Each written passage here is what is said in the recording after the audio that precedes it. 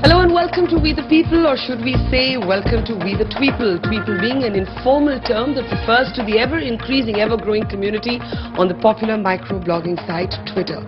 One thing is clear, even naysayers now have taken to social media networks.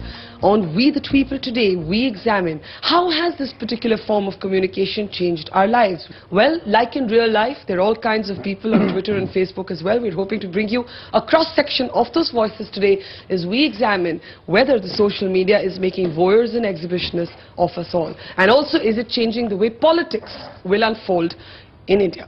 I want to start with somebody who is a politician but was on Twitter pretty soon. Derek, I mean, you were on Twitter before you were a member of parliament. Yes. Now that you are an MP, are you slightly more nervous about being there?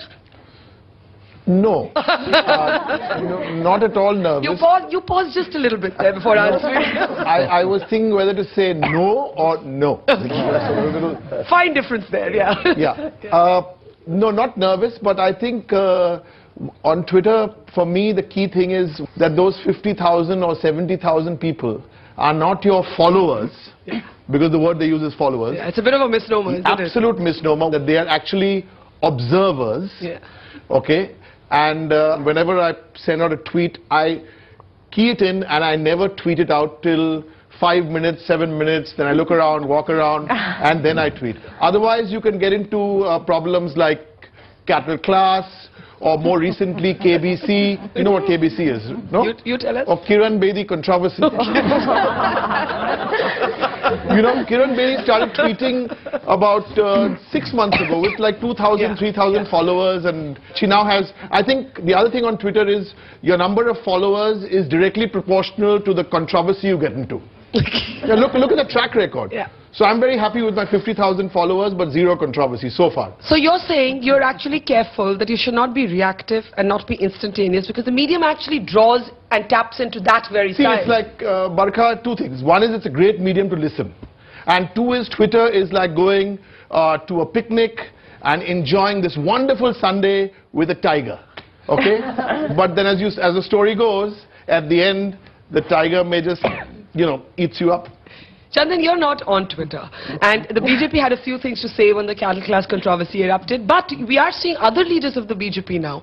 Sushma Swaraj, for example, not just is she on Twitter, but when that whole dispute happened over the raising of the flag, the flag yatra, as it were, in Jammu and Kashmir, she tweeted through it. But many of you remain somewhat skeptical, would that be the word? Or indifferent? No, I wouldn't say I'm indifferent. I was on the verge of joining this People League when my friend Shashi Tharoor got sacked from the... So then I thought that this is a very dangerous medium. I have thereafter always been wary that I might be tempted. You get a provocative tweet from someone, and like Shashi Tharoor, I may see, just on that provocative note, say, yes, in deference to our holy cows, and then all hell will break loose. And so I have been a bit wary of what I think is a bit unnecessary, avoidable controversy. And 140 characters in any case, for a print journalist, is very restrictive, let me tell you. Not perhaps for TV people who have to give 5-second and 10-second bites. So I use Facebook once in a while. But in any case, as a journalist, I have my forums. Whatever I have to say, I can put out. So you find it potentially dangerous with not enough returns? Yeah, I can see it is a bit dangerous. One has to have a lot of self-control, which basically I think I don't have, in the sense that, when I come to a TV studio, one fights, argues, and I'm tempted that I may do that on Twitter. So what if you did? I mean, I fight and argue all the time on Twitter. Yeah, I know that. I will respond to everybody when it is. I know that, but then, you are responsible only to NDTV. Yeah. I am responsible to Parliament, to my party, and so on and so forth. Yeah. And people take exception for all kinds of weird things. So I would rather not get into too much trouble on that. I just want to ask you from one to the other. What's the weirdest thing somebody's ever said to you on Twitter, Derek? The weirdest things is people think you can have instant solutions to the problems of West Bengal on Twitter. You know, like, do this something in this district, act now or else. You know, but Barkha, I'm not like you and a few others. I don't react. So I think the best thing is not to react. But I've been dying to ask one quiz question to my dear friend Chandanda, is Narendra Modi he's on Twitter. On Twitter, and Sushma Swaraj is also on Twitter, but I really want to know, I'm intrigued, because they are the only two people on Twitter I know who have followers, but they follow no one. They are leaders. They are leaders. They are not followers. They are followed. What about you? You also have followers. Everyone has followers, and everyone has followers, and everyone follows people. I'm going to bail out Chandan there and say you're being naughty. You're being naughty. You follow anyone? You follow? I follow 200 people. 100 odd. 100 odd. I follow 6. You come on, I'll follow. Let's get him on Twitter. All right, let's get him on Twitter. We'll follow. From this program, we're going to open a Twitter account for Chandan. Kabir, how wary of you were you before getting on? You know, somebody, a sociologist once said that Twitter is a forum where private egos play out in a public space.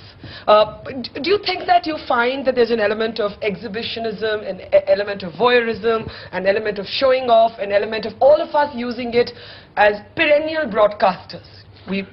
It reflects all of these things, because human beings are on there and it's going to reflect all the human attributes. Chandan's attitude is what Harry Truman used to say, I was never hurt by anything I never said. You know?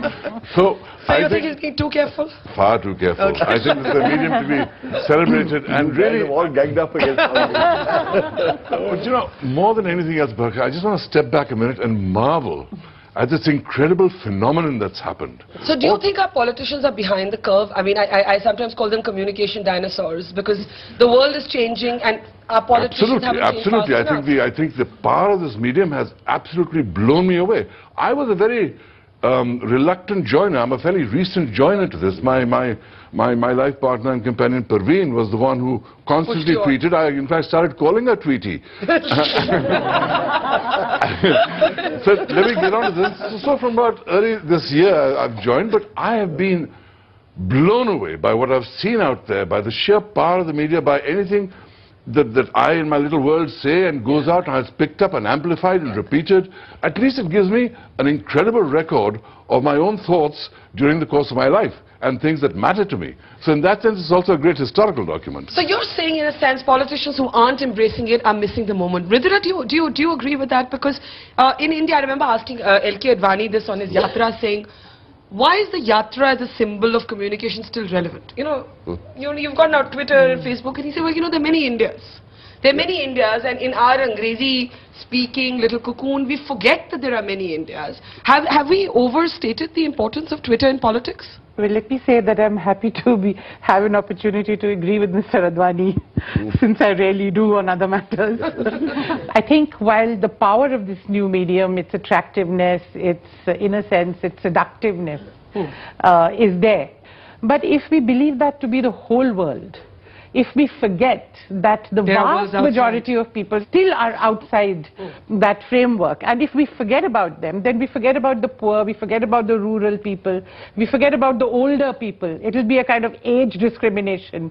Vast majority of those who are into this, young, urban, my guess would be that about 80 to 90% of the people who are on this would belong to this category. The other 15 to 20% would be older people, you know, some who are almost there, like Chandan.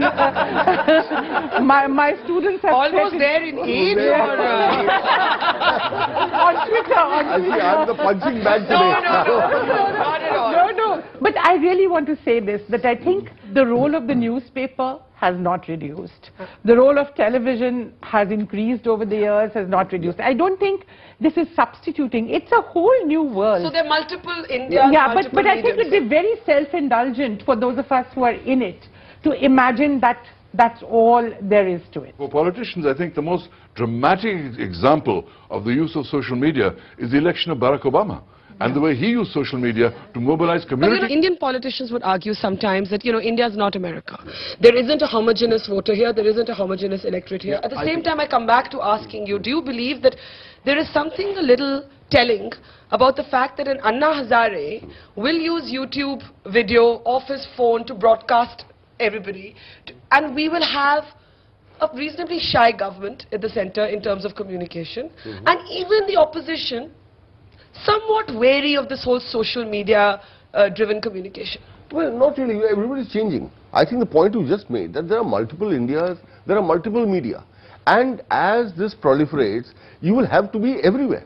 See, so parties are also adjusting to that phenomenon, and I am myself just back from the yatra, and I can tell you that that communication that you establish Of mass mobilization. of actually meeting people, talking to them, shaking hands with them, is There's no something substitute for it. that you cannot Yeah, replace. quickly, Derek, come to you. Two points to add. One, the communication which is successful, whether it's for a political party or for a brand, has to be 360 degrees. Two, which I see will be the big turning point, is when the people and the Twitter and Facebook get into regional languages. I think that's when they're going to see one, that's when you cannot ignore it. I think that's, regional language is going to be the changing point. Rukmini, are you on Twitter?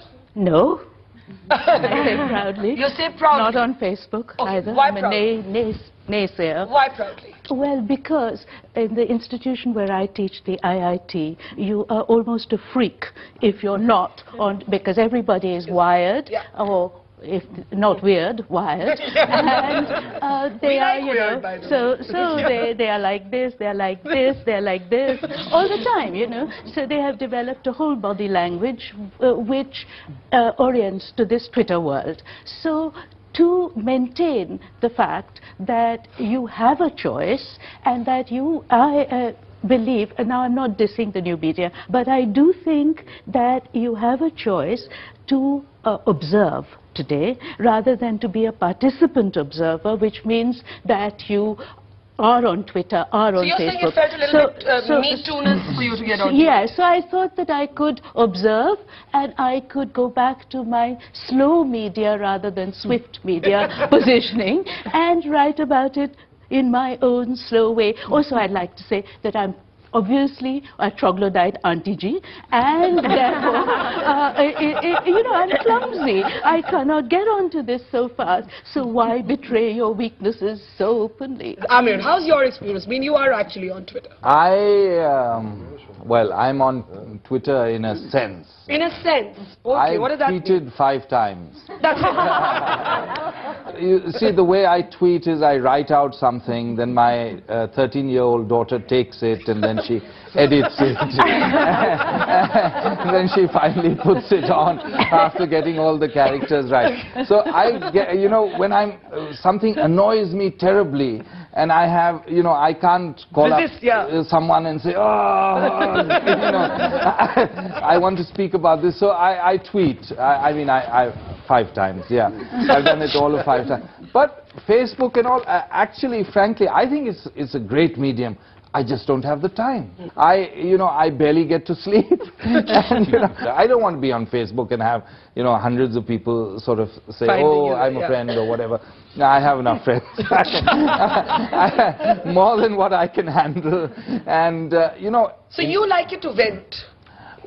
Only. You see, we are also communicators, but we communicate, we don't communicate our passions. We don't communicate our feelings. We communicate what the writer has written. I want to tweet regularly, but it's just too much effort. It takes a couple of minutes, yeah. It takes a couple of minutes. 140 characters, how hard can that be? That's the problem.